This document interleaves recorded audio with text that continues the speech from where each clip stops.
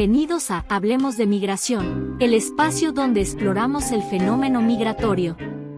En cada episodio nos sumergiremos en conversaciones significativas, historias inspiradoras y análisis profundos sobre el impacto. Hola, ¿qué tal? Bienvenidos a Hablemos de Migración. El día de hoy vamos a hablar de la caída de las remesas, el miedo a ICE y la exclusión electoral, evidentemente todo referente a nuestra comunidad de mexicanos residentes en el exterior, sobre todo aquellos que están de manera indocumentada, que son nuestros migrantes, que son los que más sufren todo lo que está sucediendo en este momento, en este contexto de un gobierno xenófobo como es el de Donald Trump, en el cual hemos venido dando cuenta aquí en todas nuestras entregas. Vamos a hablar de qué está pasando con las remesas, cómo están siendo golpeados por estas redadas, pero también por la fortaleza del peso. Vamos a hablar del miedo que hay a ICE, el cual ha sido también parte de una campaña en medios en donde se está viralizando mucho las detenciones que están ocurriendo en Estados Unidos, las cuales no sabemos cuáles son reales y cuáles son de eventos del pasado. Habría tenemos que tomar eso en cuenta, y después también, pues como nuevamente, mientras que el país se preocupa por lo que es la caída de remesas, una entrada de divisas sumamente importante para nuestro país, en otros temas como es el derecho al voto se sigue excluyendo a la comunidad mexicana en el exterior. Esto en el contexto de que estamos a punto de recibir una propuesta de reforma electoral por parte de la presidenta Claudia Sheinbaum, en la cual esperemos que esté considerada la comunidad migrante, pero al menos el día de hoy en el discurso todo indica que siguen siendo relegados y que se está preocupando más por el asunto de las remesas. La primera nota que les vamos a presentar el día de hoy, ya la pueden checar en nuestra página de Facebook, es referente precisamente a la caída de las remesas. Esto es un artículo en donde pues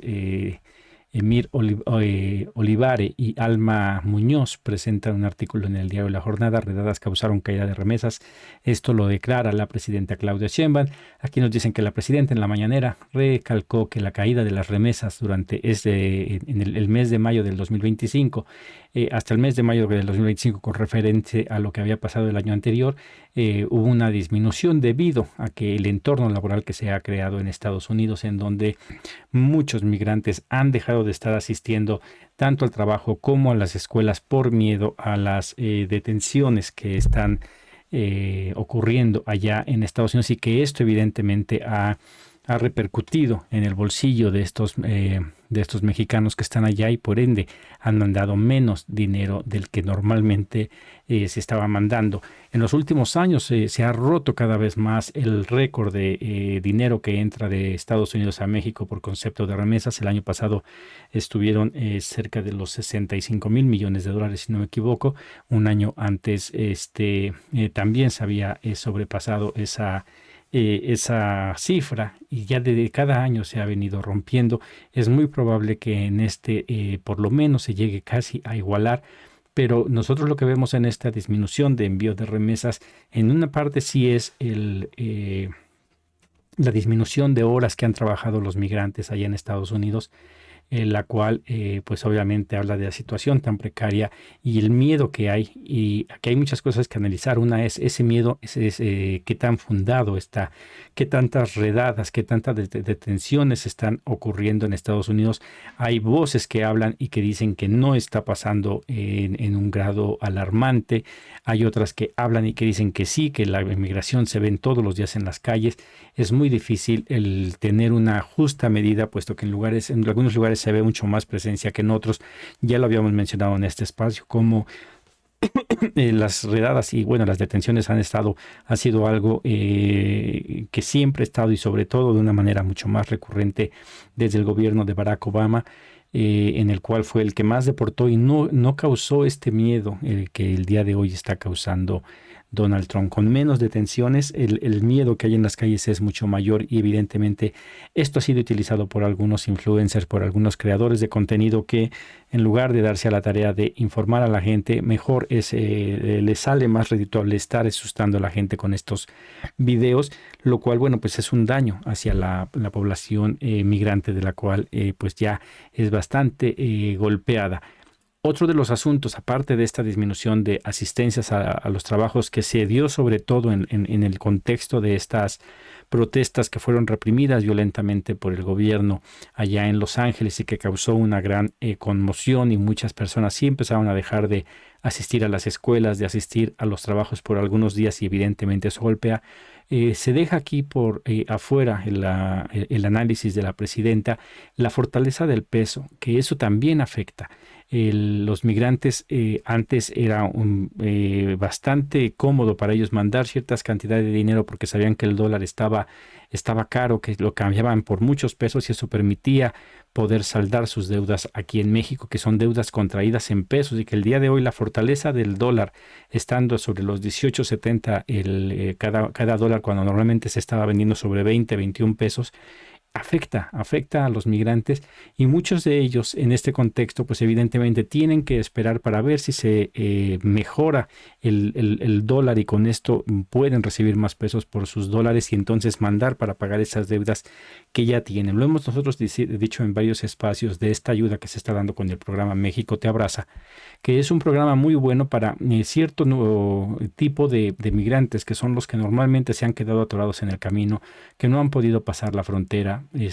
o que son regresados en cuanto han llegado y que no tienen dinero para moverse, para trasladarse a sus lugares de origen, y que la ayuda que está dando el gobierno es sumamente importante para ellos, pero no así para el migrante que lleva mucho tiempo ya en Estados Unidos y que ya tiene posesiones, que tiene familia, que tiene sus raíces incluso ya más allá en Estados Unidos que en México, puesto que ya toda su familia se la llevó para allá, tuvo hijos, ya hay segundas, terceras generaciones de mexicanos que han nacido allá, y evidentemente esta ayuda no le ayuda a este grupo, a este sector que es muy grande de migrantes, que son los que llevan muchos años en Estados Unidos. Bueno, pues ellos también, otra de los factores que influye para que manden menos dinero es que con toda esta incertidumbre, el no saber si se va a ocupar o no ocupar el servicio de algún abogado de migración, que se sabe que son sumamente caros, que el gobierno, a pesar de que ha dicho que hay un número para ayudar y apoyar a los migrantes, nunca ha desglosado exactamente en qué consiste esa ayuda. Muchos migrantes podrían pensar que se les va a ayudar con el costo del abogado para hacer un proceso que sale en miles de dólares, y que pues evidentemente eso no lo va a hacer el gobierno, que la ayuda que va a ser una asesoría básica para decir, ok, agarra un abogado y es lo que más o menos podrías hacer, pero de ahí no va a pasar, no hay dinero para ayudar a los migrantes allá, para los costos tan caros que son los procesos migratorios. Y evidentemente, bueno, pues eso también crece incertidumbre, por lo cual, pues evidentemente, pues los paisanos allá se detienen un poco en el envío de este dinero. No es algo tan simple. A mí no me gusta cuando analizan el asunto migratorio de una manera tan simple como decir, están faltando al trabajo, entonces por eso simplemente están dejando de mandar dinero. Hay muchas cosas que van de la mano con eso, y que todos los asuntos en cuestión de temas migratorios tienen que intentar analizarse de una manera lo más profunda posible, puesto que eso es lo complejo de nuestros migrantes allá en Estados Unidos. Hemos hecho quejas, también críticas, acerca de cómo vino esta reducción de los impuestos a lo de las remesas, en el cual se había dicho primero que iban a ser el 5%, después se redujo a el 3.5%, que lo bajó Donald Trump, y finalmente quedó en el 1% que estaba mencionando, o que se fue aprobado al final en envíos de manera en efectivo, lo cual deja fuera todas las transacciones de, ¿cómo se llama?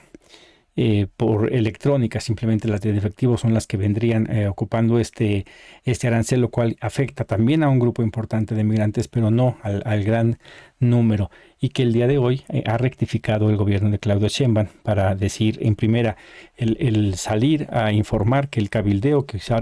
hizo el grupo de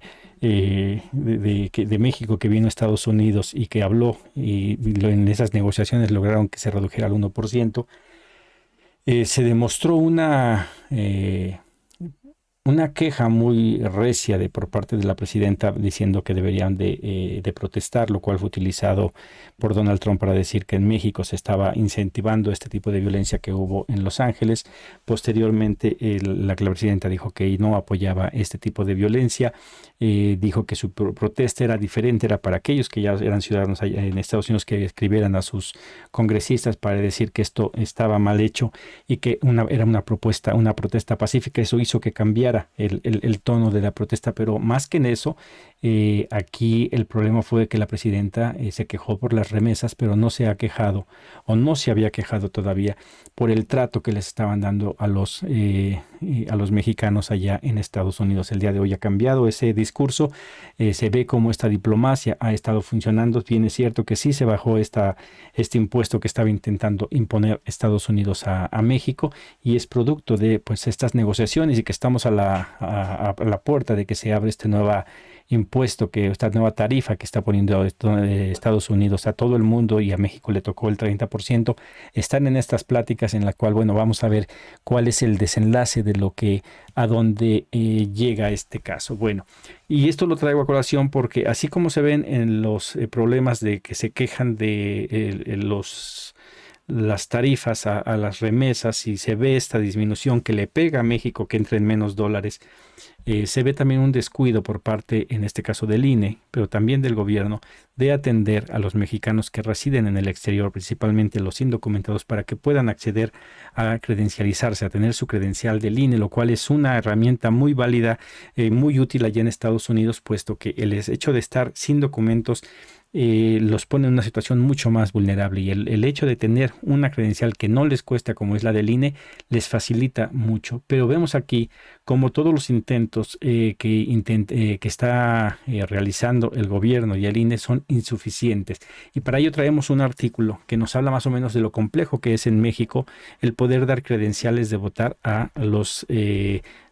casi 100 millones de mexicanos que están registrados en el INE. Tenemos un artículo de Fabiola Martínez titulado "Red de 842 módulos han tramitado 99 millones de credenciales". Y aquí nos dice que para tener actualizado el padrón electoral, actualmente está integrado de 99.239.087 ciudadanos mayores de 18 años. El INE opera una red de 842 módulos de atención. 478 de ellos son fijos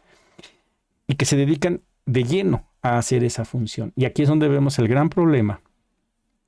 para los mexicanos en el exterior. El día de hoy, el INE ha informado que ha entregado aproximadamente 1.600.000 credenciales en el exterior, las cuales no informa que hay candados, que el mexicano tiene que ir a tramitar su credencial, esperar a que reciba su credencial, activar su credencial, y en los procesos electorales solicitar que esa credencial sea integrada en un padrón, en una lista nominal de electores, lo cual dificulta mucho la participación en los procesos políticos de los mexicanos. Pero ese será otro tema en otro momento. En este caso hablamos de la capacidad que podría tener el INE en los consulados para tramitar. Aproximadamente, si hablamos de solamente migrantes indocumentados, se hablan que son 6 millones, pero si contamos a las segundas y terceras generaciones, pues ese número aumenta. Pero si nos quedamos con los 6 millones, vemos cómo los consulados, con las pocas ventanillas que tienen, las pocas horas que laboran y todas las funciones que tienen que hacer, pues es sumamente difícil, por no decir que imposible, que puedan darles una credencial de elector a todos los mexicanos que radican en el exterior. Se tiene que revisar esto. Están a punto de mandar la propuesta de reforma electoral. Se tiene que empezar a hablar ya sobre los presupuestos para el próximo año, en el cual, si Donald Trump le ha metido tantos millones a la seguridad y sobre todo a la deportación de personas, México tendrá que responder de igual manera, dando presupuesto para el Instituto Nacional de Migración en México, que se lo redujo este año, darle presupuesto y también cambiar al personal de los consulados, que sean personal capacitado para que realmente puedan realizar esta función, que es para lo que se supone que están ahí, no solamente para dar credenciales del INE, que es algo sumamente importante. No todos los mexicanos con lo difícil que está, ya tienen para pagar un pasaporte, una matrícula consular, el INE es gratuito, entonces debe de redoblarse ese esfuerzo para dar. Y esto viene exactamente en momentos en donde la Secretaría de Gobernación ya está en pláticas con el INE, precisamente para ver qué es lo que va a suceder en adelante. Como lo decía, ya se empieza a hablar sobre los presupuestos para el próximo año y bueno, pues ya están en plática Secretaría de Gobernación y el INE precisamente para ver cómo van a ser los próximos procesos electorales.